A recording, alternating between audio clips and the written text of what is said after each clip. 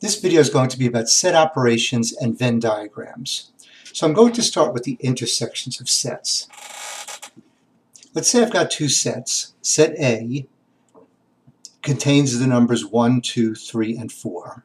And set B contains the numbers 3, 4, 5, and 6. Well, the intersection of two sets is the intersection of two sets is the set that contains only the elements that are in both of the sets. So I can write the intersection A and then a kind of an upside down U for intersection, and B. I can read this as A intersect B, or the intersection of A and B. And that's going to equal, well, let's see what elements are in both sets. Set A is 1, 2, 3, and 4. Set B is 3, 4, 5, and 6. It's only the 3 and the 4 that are in both sets. So A intersect B is going to be the set containing 3 and 4. Now, I can show this graphically, or I can show the idea of intersections graphically with a Venn diagram. So I'm going to start the Venn diagram by drawing a rectangle, which will represent the universe that I'm dealing with. Maybe I'm dealing with all integers. And then I'll draw two circles. I'm going to have these circles overlap. One circle will be set A, and the other circle will be set B. Now, since an intersection is only the elements that are in both sets, it's only going to be the area where I have an overlap that I have my intersection. So the intersection is that overlapping area. If I had two circles that didn't overlap at all, then there would be no intersection. So the intersection of those two sets would be an empty set. Okay? If they overlap, it's the area where they overlap. If they don't overlap, then the intersection is just an empty set. So let's compare that with the union of two sets. So once again, I've got these two sets, A and B. A is 1, 2, 3, 4, 1, 2, 3, and 4. And B is 3, 4, 5, and 6. Now the union of two sets is the set that contains any element which is either in set A or in set B or in both of the sets, but it doesn't have to be in both of the sets. So I write that as A, and then the union sign, which is a U, and a B. So this is A union B, or the union of A and B. And that's going to equal everything in set A as well as everything in set B. I'm not going to duplicate anything. So I'll have 1, 2, 3, 4. That's all out of set A. Set B has a 3 and a 4, but I've already written them, as well as 5 and 6.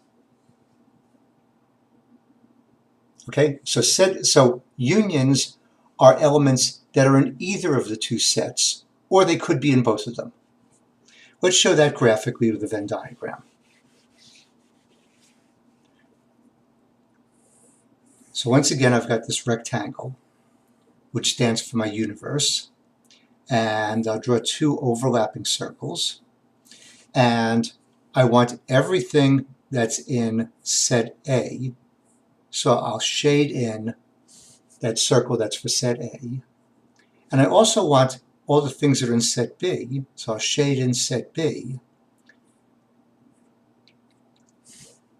So what I've got is everything in set A, everything in set B. That includes the area where they overlap. If the two sets didn't overlap, I would just have two circles, and I would shade in both of the circles. Okay, so they don't have to overlap. So compare these two things. The intersections of sets, that's the place where the two sets overlap. If there is no overlap, the intersection is an empty set. The union of sets is anything that's either in set A or in set B or in both of them. Okay?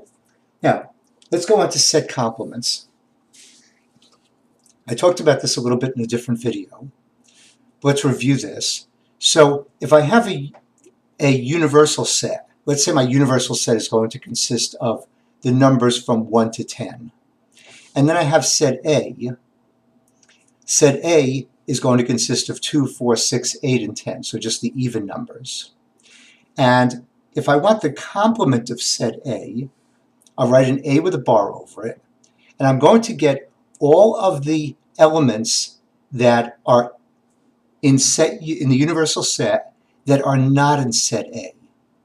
So that looks like I'm going to have just the odd numbers, 1, 3, 5, 7, and 9. Okay, so the complement of a set is the elements that are in the universal set but not in the set that we're taking the complement of. To show that graphically with a Venn diagram, so here's the rectangle for my universe. I'm just going to draw a circle. That circle will represent A. And the complement of A would be everything that's in the universe and outside of the circle. So basically I'm shading in all of the areas that are not in the circle.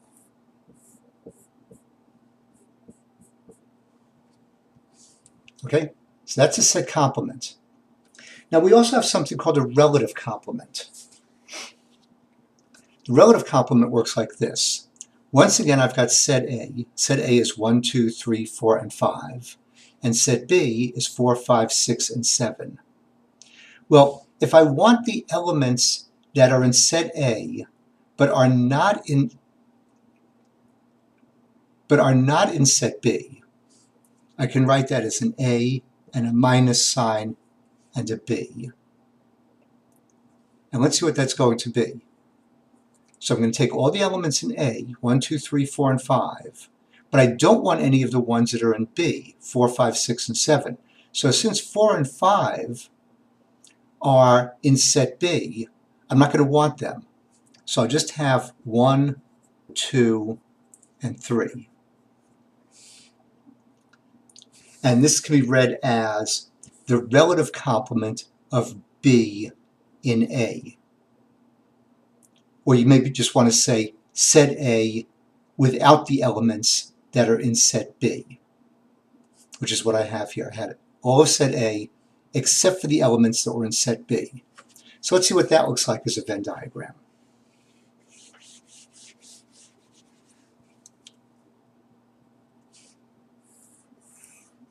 So here's my universal set.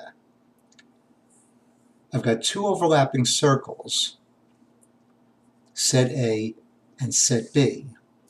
And what I'm going to want is A without the elements that are in B. So that means I'm going to shade in only that portion of A which does not overlap with B. Okay, so this is an A, a minus sign, and a B. Some people will say that's A minus B. Technically, that's wrong. Officially, you should be saying the relative complement of B in A. As long as you know what to do when you see this, the A minus the B, and you're dealing with sets, you'll be fine. What you're doing is you're taking all of set A except for the elements that were in set B. Okay?